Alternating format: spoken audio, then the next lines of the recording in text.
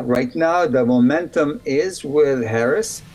I think so far her poll numbers have been improving.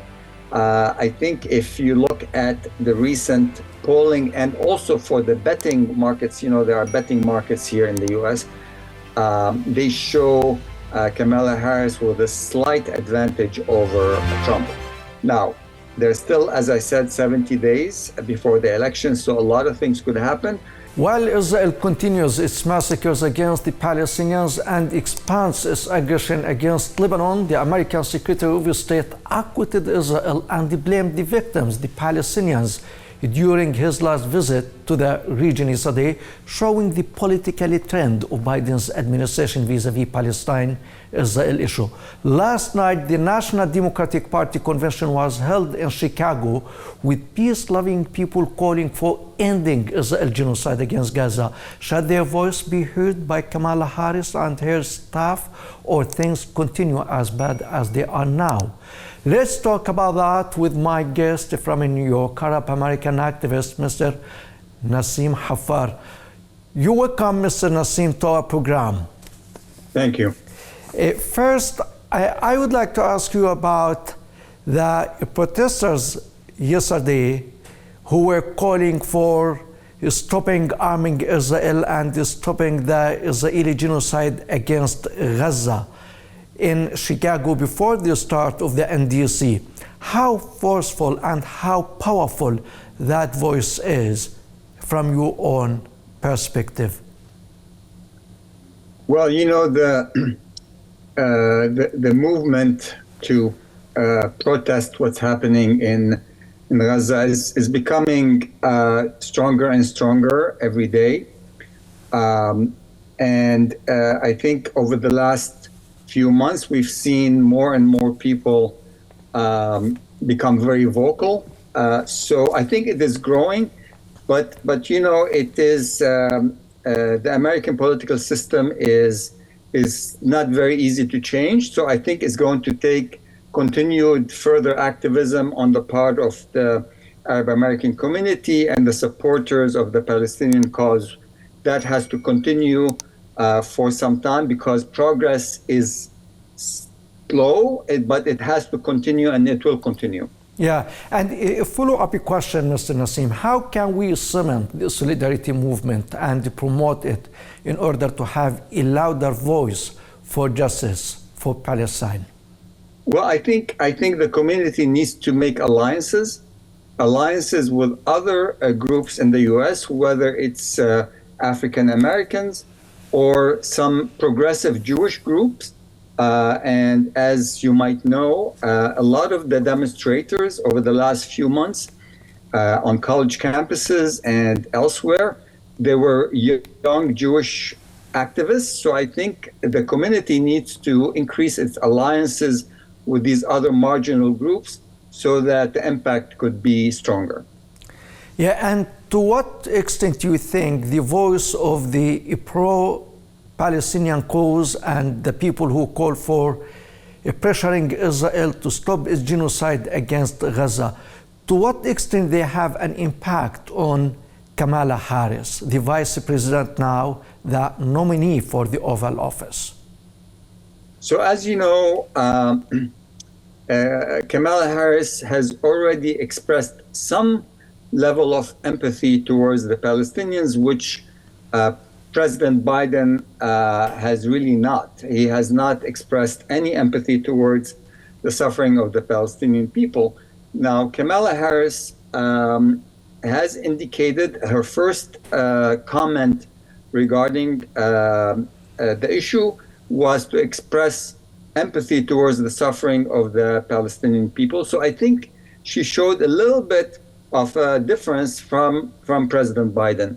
So it is too early to determine yet how her policies are going to differ from President Biden. But I think early indications are positive. And the other thing I would like to say is that we cannot expect a lot from Kamala Harris at this stage because remember, she is still part of this administration. So I think she needs to be very careful in terms of what she can say, because she is still vice president to President Biden. So we will not know the extent of her change, or if she becomes president, then we'll have a better idea, of course, as to how much of a change she's going to pursue. Yeah, Mr. Nassim, concerning her statement when she showed empathy to the Palestinian people and when she said that the suffering of the people in Gaza should not continue, do you think part of her electoral campaign, or she is serious and this is part of her character and her thought? I think Kamala Harris is. I think it is fair to say that her character will probably show more empathy towards the Palestinian people. And I know a friend of mine who is from Gaza, but who lives in the US. And this person lost many family members in Gaza. This person, who is an acquaintance of mine, she told me that several months ago, Kamala Harris called her personally to inquire about her family in Gaza. So I think the early indications seem to be positive that if elected President, Kamala Harris will show a little bit more, certainly, empathy towards the Palestinians. Now, I don't know if there's going to be a significant change in policy, because changes in policy in the US happen very gradually. But at least the tone, I think, will change. Yeah. Mr. Nassim, many people think, especially we, the Palestinians here, that when it comes to the Palestinian question, there is no difference between the Republicans and the Democrats, and so we should not care about the outcome of these elections. What is your take on that? What do you think? There is actually a very big difference between the Republican Party and the Democratic Party when it comes to Palestine. The Republican Party, there's really no indication at this stage that they have any sort of empathy towards the Palestinian people, for several reasons. As you know, the Republican Party is dominated by evangelicals, by very hawkish people when it comes to foreign policy. So there is really very little that we can expect from the Republican Party at this stage towards the Palestinian people. The Democratic Party, however, there is a difference. Now, as you might recall, when Prime Minister Netanyahu gave a speech in front of Congress recently, about 100 members of the Democratic Party in Congress did not attend because they wanted to express their displeasure with Netanyahu and his government and what is happening in Gaza. Yes, and Mr. Nassim, we know that you are an activist in the United States and working on organizing campaigns for justice, for equality and freedom. If you tell me about your activity and your friends and your colleagues' activities when it comes to the movement calling for stopping genocide against Gaza. So I am part of a group that includes other Arab Americans, including Palestinians, across the country. We work together and we coordinate which people running for Congress we're going to support. And we meet on a regular basis and in trying to help people running for Congress who are sympathetic to Arab American issues and to the Palestinian cause. We arrange fundraisers and we try to mobilize the community to help. So, for example, recently we tried to mobilize the community to support people like Congresswoman Cori Bush, Jamal Bowman, and of course Congresswoman Rashida Tlaib, who honestly is really what I would consider the Arab American community's representative in Congress. Yeah, and we know of the power and the force of the Zionist lobby in the United States, and mainly the AIPAC and their activities and impact on the American Congress structure and on the American foreign policy. Do you think that this movement that we have now, the Arab Palestinian movement, may it develop and become the Arab lobby in the United States? So the problem with the American system is that it is very dependent on money. To be honest, in the US, money talks. Yeah. AIPAC has the ability to raise millions and millions of dollars, and they can use those funds to support the candidates that they like. The Arab American community, I think, obviously, is definitely has become more activist and more engaged in the process. But to be honest, it's very difficult to raise the kind of funds that the pro-Israel lobby can generate in the U.S. Yeah. Some people think but just to add to that, yeah, I think the change that is happening, but it's going to be gradual. The young Democrats, not only Arab Americans but across the spectrum, are becoming more vocal regarding the Palestinian issue. So I think we're going to gradually see a change in the U.S., but unfortunately, because of the influence of money in U.S. politics, this change is not going to happen immediately. AIPAC is very powerful because they have access to a lot of donors who are willing to spend a lot of money on elections. Yes, and Mr. Nassim, from your own experience, do you think that it is difficult for the American administration to take any decisive step, any decision vis-a-vis the Israeli genocide these days, because they are busy with the elections, so it is difficult to expect anything from the administration during this time? And shall the people wait until after the election to get, the process back and talking about the ceasefire agreement? What do you think? I don't think so. I think there is pressure on the administration to stop the violence, and the problem, honestly, the problem seems to me Prime Minister Netanyahu, because I don't think, honestly, he wants a ceasefire.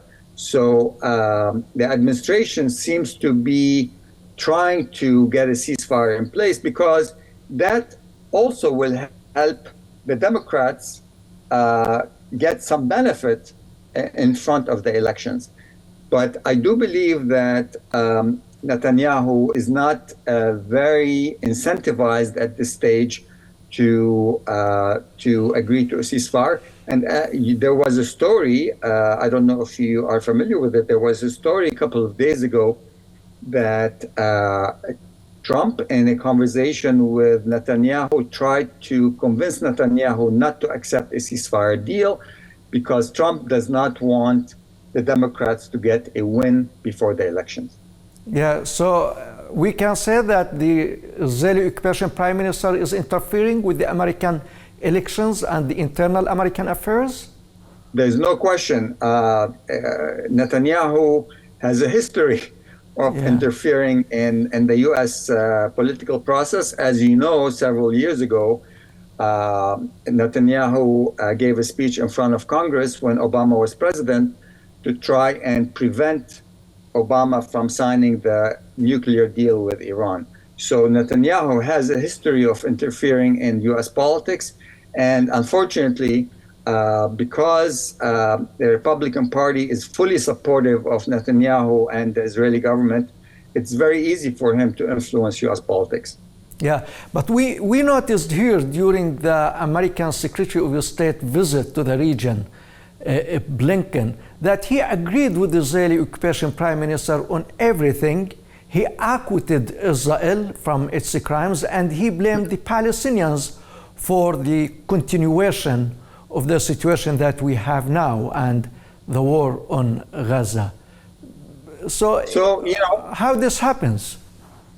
So, Secretary of State Blinken, in my view, has not been very forceful with the Israeli government, and it could be that this administration is afraid to put too much pressure on Israel at this stage because they don't want to appear very critical of Israel before the elections. I think this administration is trying to get a ceasefire deal done. On the other hand, they don't want to appear that they're pressuring too much the Israeli government. So they're trying to play a very delicate game here. But at the same time, I think honestly that Secretary of State Blinken, I mean, he's been to the region, I don't know, maybe 12 times. And Netanyahu, basically, in my view, has been very dismissive of this administration and of Blinken. And I think Blinken needs to be definitely much more forceful with this Israeli government. Yeah, and again, Mr. Nassim, if Trump wins, if the Republicans win the elections, because we know that they are tied, I think, 50-50 now, Kamala Harris and Trump. Do you think that he is going to allow the Israeli occupation prime minister to continue his war and expand it to become a regional war, like more strikes against Lebanon and maybe hitting Tehran? What do you think? I think if Trump wins, I think this will definitely be worse for the Palestinian people.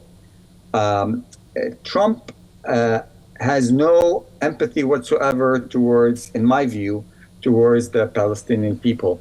And as you may recall, recently in an interview, he referred to, I believe, Biden or Harris, I can't remember specifically, he referred to them as, quote unquote, they're becoming Palestinian in a very derogatory way. So I think if Trump becomes president, it's very possible that Trump could bless Israeli annexation of the West Bank or parts of the West Bank. As you know, when Trump was president, he agreed or he pushed for the embassy to move from Tel Aviv to Jerusalem, the U.S. embassy. And so I do believe that Trump will definitely be worse for Palestinians than Kamala Harris. Yeah, and my final question to you, Mr. Naim, in the same context, Mr. Nassim. Nassim. Yeah. Do you think that Harris is going to be the lucky candidate and win the elections this time, or the Republicans might be the winners? What do you think? So, there's still about 70 plus days for the elections, so a lot of things could happen. Right now, the momentum is with Harris. I think so far her poll numbers have been improving. I think if you look at the recent polling, and also for the betting markets, there are betting markets here in the US, they show Kamala Harris with a slight advantage over Trump. Now, there's still, as I said, 70 days before the election, so a lot of things could happen. But I think there certainly is momentum on the part of the Democrats and Harris. So I would say that right now, Harris has a slight advantage over Trump in terms of the elections. But remember, in the US, it is all about the Electoral College. And the elections are decided in about 6 or 7 states. These are swing states. And it's really going to depend on what happens in those states. Nassim Hafar, Arab American activist, has been a great pleasure having you in our program. Thank you very much. Thank you so much for having me. Thank you. And ladies and gentlemen, thank you very much for watching. And from you, Sam Nazal, have a nice time.